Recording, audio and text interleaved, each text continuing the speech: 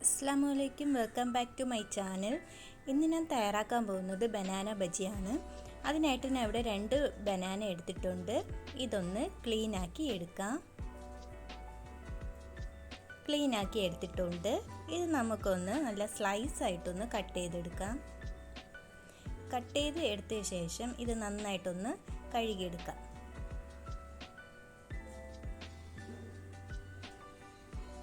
ഇവിടെ നന്നായിട്ടൊന്ന് കഴുകി എടുത്തിട്ടുണ്ട്. ഇതൊന്ന് ഒരു 1/2 ടീസ്പൂൺ ഉപ്പ് ഇട്ടിട്ട് ഇതൊന്ന് ഒരു 10 മിനിറ്റ് ഒന്ന് വെള്ളത്തിലോട്ട് ഇട്ട് വയ്ക്കാം.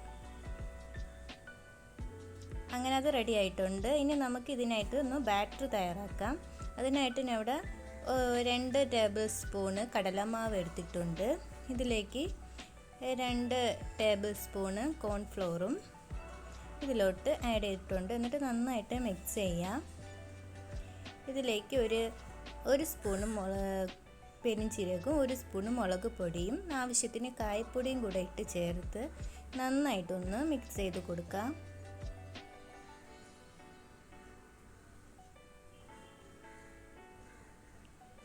ഇതിന് ആവശ്യത്തിനുള്ള വെള്ളവും കൂടെ ചേർത്ത് നന്നായിട്ടൊന്ന് മിക്സ് ചെയ്ത് കൊടുക്കാം.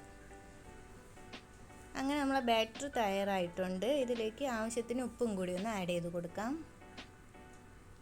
എന്നിട്ട് നന്നായിട്ടൊന്ന് മിക്സ് ചെയ്യാം.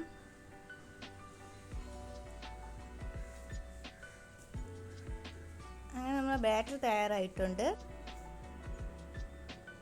ഇനി നമുക്ക് ഇതൊന്ന് ഫ്രൈ ചെയ്യാനായിട്ട് ഞാൻ ഇവിടെ ഒരു ഇരുമ്പ് ചട്ടി വെച്ചിട്ടുണ്ട്.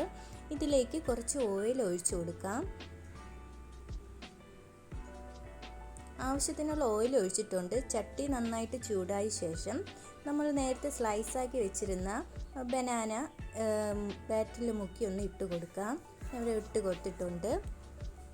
ഓരോന്നായിട്ട് നമുക്ക് ബാറ്ററിൽ മുക്കി ഒന്ന് ഇട്ട് കൊടുക്കാം.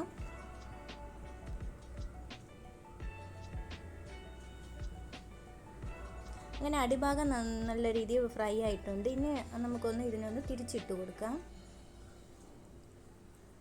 തിരിച്ചിട്ട് കൊടുത്തിട്ടുണ്ട്. ആ ഭാഗം നല്ല ഫ്രൈ ആയിട്ടുണ്ട്. നമുക്കൊന്ന് വേറൊരു പ്ലേറ്റിലോട്ട് മാറ്റി വയ്ക്കാം.